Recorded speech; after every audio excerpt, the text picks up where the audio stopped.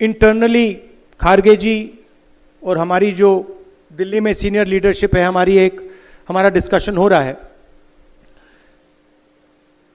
कि कांग्रेस पार्टी को हम मजबूत कैसे करें, क्योंकि सच में ये जो लड़ाई चल रही है ये राजनीतिक लड़ाई तो है, मगर ये विचारधारा की लड़ाई भी है। और विचारधारा की सिर्फ दो पार्टियां हैं हिंदुस्तान में, एक बीजेपी और आरएसएस और दूसरी कांग्रेस पार्टी। तो लड़ाई इन दोनों के बीच में है और पूरा देश जानता है, समझता है कि कांग्रेस पार्टी ही आरएसएस और बीजेपी को हरा सकती है। और इसमें मैं एक और चीज जोड़ना चाहता हूं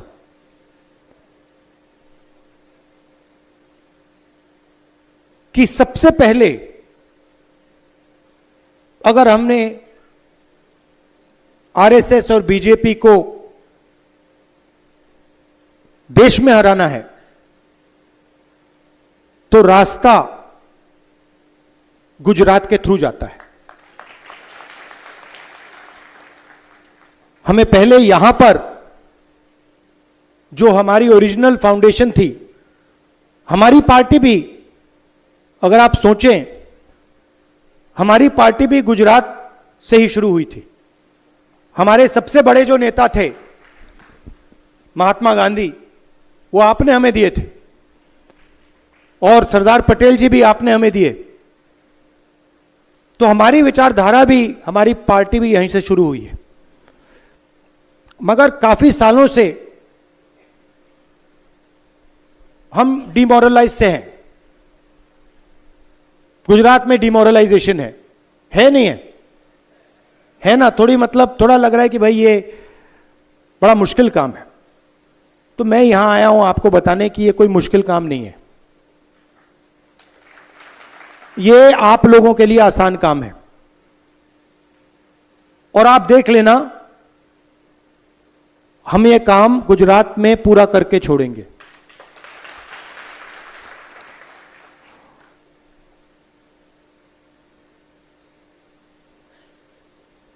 तो हमने निर्णय लिया है कि कांग्रेस पार्टी में हमें थोड़ा बदलाव लाना पड़ेगा। अभी मैं आपके डिस्ट्रिक्ट के सीनियर नेताओं से मिला और बहुत अच्छा डिस्कशन हुआ, और उन्होंने दो तीन चीजें मुझे कही जो शायद हर डिस्ट्रिक्ट के नेता कहेंगे। सबसे पहले, जो हमारे बीच में कंपटीशन होता है वो डिस्ट्रक्टिव कंपटीशन होता है, प्रोडक्टिव कंपटीशन नहीं होता है। दूसरी बात, लोकल लोगों को, लोकल डिस्ट्रिक्ट्स के नेताओं को टिकट डिसीजन में शामिल नहीं किया जाता है। टिकट, उन्होंने हमें बताया भैया टिकट हमें पता नहीं कहां से आया, पता नहीं कहां से, मतलब आसमान से टपक के आ जाते हैं, राइट? दूसरी बात जो मैंने पिछली बार कही कि आप लोगों को काफी अच्छा लगा, मैंने कहा कि देखिए दो तरीके के घोड़े होते हैं, एक रेस का होता है और दूसरा बारात का घोड़ा होता है। अच्छा, उसमें तीसरा भी होता है, उसको जोड़ देता हूं, एक लंगड़ा घोड़ा भी होता है। और आप ही ने मुझे यह बात बताई कि देखिए राहुल जी, प्रॉब्लम क्या है कि कांग्रेस पार्टी कभी कभी रेस के घोड़े को बारात में बेच देती है और बारात के घोड़े को रेस में दौड़ा देती है। तो हम ये बात, इन घोड़ों को हम थोड़ा अलग अलग करना चाहते हैं कि भैया ये रेस का घोड़ा है, ये बारात का घोड़ा है और ये लंगड़ा घोड़ा है, और रेस के घोड़े को हम दौड़ाएंगे, बारात के घोड़े को हम नचाएंगे, राइट? तो हमारे डिस्कशन में से मेन बात क्या निकली कि डिस्ट्रिक्ट को अहमदाबाद से नहीं, डिस्ट्रिक्ट को डिस्ट्रिक्ट से चलाना चाहिए। और डिस्ट्रिक्ट के जो नेता हैं, डिस्ट्रिक्ट के जो लीडर्स हैं, उनको स्ट्रेंथ देनी चाहिए। और खास तौर से जो डिस्ट्रिक्ट प्रेसिडेंट है, उसको जिम्मेदारी देनी चाहिए, उसको पावर देनी चाहिए और उसके हाथ मजबूत करने चाहिए। और यह काम हम अब शुरू कर रहे हैं।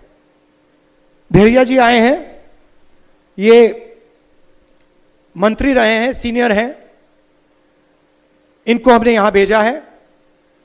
गुजरात के भी लोग आए हैं, जिग्नेश आए हैं, 2-3 और लोग आए हैं। ये आपसे बातचीत करके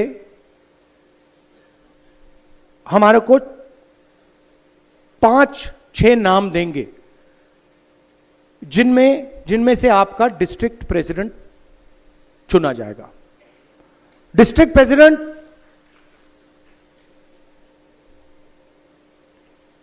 कॉम्प्रोमाइज कैंडिडेट नहीं होगा। डिस्ट्रिक्ट प्रेसिडेंट इस डिस्ट्रिक्ट को चलाएगा, अकेले नहीं चलाएगा, आपकी मदद के साथ चलाएगा, मगर उसके डिसीजन से डिस्ट्रिक्ट चलेगा। डिस्ट्रिक्ट कमेटी के डिसीजन से डिस्ट्रिक्ट चलेगा। ऊपर से कोई अलग अलग तरीके के कैंडिडेट्स, डायरेक्शन, ये वो नहीं दे पाएगा। तो ये स्ट्रक्चर हम बना रहे हैं। हम चाहते हैं कि संगठन और इलेक्शन लड़ने वालों के बीच में कनेक्शन हो। आजकल क्या होता है, कांग्रेस पार्टी का संगठन चुनाव जितवाता है और एक बार व्यक्ति एमएलए बन जाता है, एमपी बन जाता है, तो वो कांग्रेस के संगठन को भूल जाता है और कहता है भैया तुम जानो, तुम्हारा काम जाने, मैं जा रहा हूं। तो अब हम संगठन के माध्यम से लोगों को चुनेंगे। संगठन डिसाइड करेगा कि चुनाव कौन लड़ेगा, कौन नहीं लड़ेगा। कोई एक व्यक्ति ऊपर से नहीं डिसाइड करेगा। यह हमारा गुजरात में पायलट प्रोजेक्ट है। गुजरात में हम इसको टेस्ट कर रहे हैं क्योंकि हम मैसेज देना चाहते हैं कि गुजरात हमारे लिए सबसे जरूरी प्रदेश है और हमारी लड़ाई विचारधारा की है और वो लड़ाई गुजरात में हम लड़ेंगे और जीतेंगे। एक बात बहुत अच्छी इसी मीटिंग में मुझे कही कि अलग अलग सीनियर नेता आते हैं। किसी ने कहा जब अहमदाबाद से सीनियर नेता आते हैं तो जादू से हर डिस्ट्रिक्ट में लोग 2-3 दिन के लिए आ जाते हैं, बाहर आ जाते हैं और सीनियर नेता चला जाता है, वो गायब हो जाते हैं। मगर इनके पास सचमुच में कोई पकड़ नहीं होती कि सीनियर नेता बने घूम रहे हैं मगर बूथ नहीं जिता पाते हैं। तो हम उन लोगों को स्ट्रेंथ देना चाहते हैं जिनकी पकड़ बूथ से है, जो लोकल हैं, जो जनता की जो समस्याएं हैं, जनता की जो इश्यूज हैं, जो उनको उठाते हैं, उनको हम आगे बढ़ाना चाहते हैं, उनको हम पावर देना चाहते हैं। यह मैं आपसे कहने आया हूं। आपके साथ डिस्कशन होगा, आपकी राय ली जाएगी, आपकी ओपिनियन ली जाएगी और उस बेसिस पे हम निर्णय लेंगे। आप यहां गुजरात में कांग्रेस पार्टी के लिए लड़ते हो। मैं समझता हूं कि यह आसान काम नहीं है। शायद पूरे देश में आपको सबसे ज्यादा सहना पड़ता है। आप धमकियां खाते हो, लाठी खाते हो, गाली खाते हो, मगर आप कांग्रेस पार्टी का झंडा नहीं छोड़ते हो। तो मैं आपका दिल से धन्यवाद कहना चाहता हूं और मैं आपको बताना चाहता हूं कि जहां भी मेरी जरूरत होगी, गुजरात के कोने कोने में जहां भी आप मुझे बुलाओगे, मैं हाजिर हो जाऊंगा।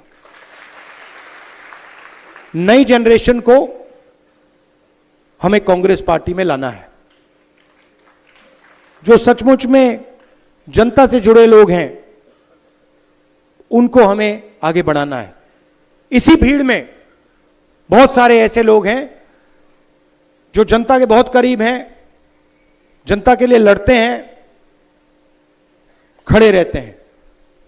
उन्हें हमें आगे बढ़ाना है। इसी भीड़ में ऐसे भी लोग हैं जो बीजेपी के साथ मिले हुए हैं, उनको हमें आइडेंटिफाई करना है ना, आइडेंटिफाई करना है और प्यार से परे करना है। हिंसा से नहीं, नफरत से नहीं, प्यार से। भैया इस साइड हो जाइए, दूसरों को आगे जाने दीजिए। धन्यवाद। जय हिंद, नमस्कार। प्यारे कार्यकर्ता, वर्कर्स, लीडर्स, आप सबका यहां बहुत बहुत स्वागत, नमस्कार।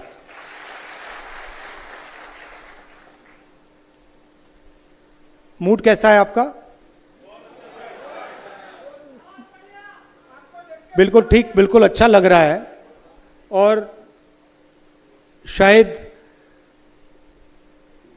जो गुजरात के हमारे कार्यकर्ता हैं, लीडर्स हैं, सबसे स्ट्रांग, मजबूत, निडर हमारे लोग हैं।